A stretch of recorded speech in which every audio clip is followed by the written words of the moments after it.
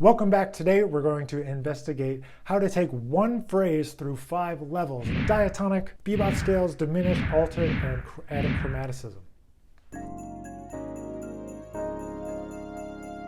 If you've been following along in our series July 2020, you might have noticed a bunch of vocabulary videos starting from different pitches and taking these 5 approaches, these 5 levels. So there are 5 levels of chromaticism that we can add to, from totally diatonic to altered plus chromatics. And with each level comes more responsibility to the voice leading and more specificity in terms of the sound that you are producing, that you're implying by your single note line. Well, obviously, we're single note instruments. We're not playing chords, we're playing single note lines, but that's what these things do. That's what using bebop versus diminished and altered scales do. So today what I want to show you is how to take a single phrase and manipulate it. Rather than composing a new phrase every single time, which we had kind of been doing for sake of variety, we're going to dig deep in and try to take one phrase through these levels and see how we would change it to make it fit these 5 levels. So here's our diatonic phrase.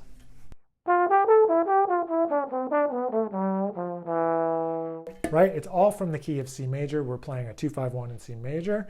There was no chromatic notes in that. So now there's going to be one chromatic note in this next one. I had to switch it around a little bit on the 5 chord, you'll see, but we have the major 7, which is part of that bebop scale that occurs when you play a G7 bebop scale. So it would sound like this.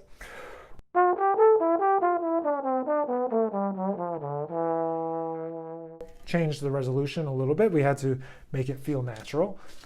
So there's some of that in here. I'm just using my instincts from transcribing a lot of different jazz players, listening to a lot of different great heroes of mine that understand this music, like J.J. Johnson, Curtis Fuller, Slide Hampton. Now we're going to add the diminished scale to this. Same first bar, though.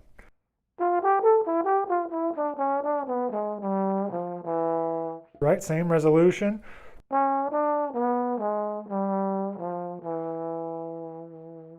Because the diminished scale would be.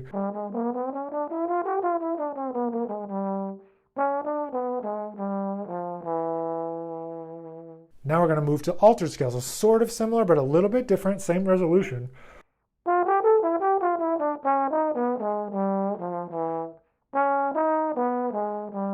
I like this example because it's pointing exactly at the difference between the diminished and the altered. In the first one we had landing on the G, right? But here we have the A flat and the G, but it goes. Try to compare those back and forth because those are the exact colors that are the difference between using a diminished and an altered. So one more time, that altered phrase. And now we add a little bit of chromatics to it, and then we're going to play that most recent version, the altered scale version of the 5 chord. Same resolution to the 1.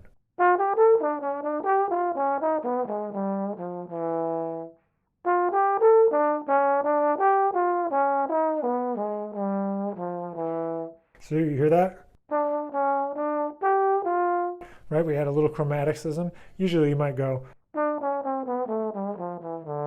for chromatics on the 5 chord, on the 2 chord rather. So, but in this case you can add that because it's like a chromatic surrounding a decoration. Right, that C sharp is a passing tone there. So it gives to show you that you can actually add a lot of different notes to these chords that are lower neighbors or their chromatic surrounding tones.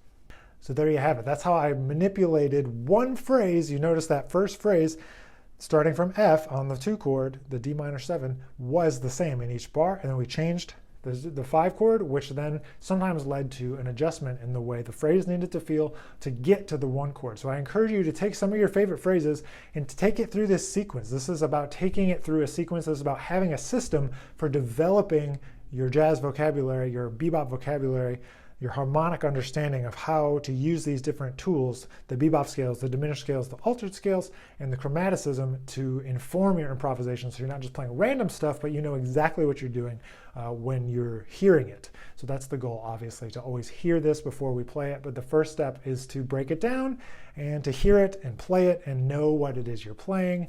And it's just the first step on a long journey. So I hope that helps you to take your own phrases through this sequence. You can do this sequence with a lot of different approaches, different colors, different scales as you move through studying harmony and different modes and all this other crazy stuff. But the root of it stays the same, having a system, figuring out how to take vocabulary and use it over what you're going to improvise over, which is likely standards from the Great American Songbook or other jazz composers like Benny Golson, etc. So thanks for being here. I hope this was informative, and leave me a comment down below. Grab the PDF down below if you want to grab a PDF of this. Otherwise, we'll see you back here for the next video.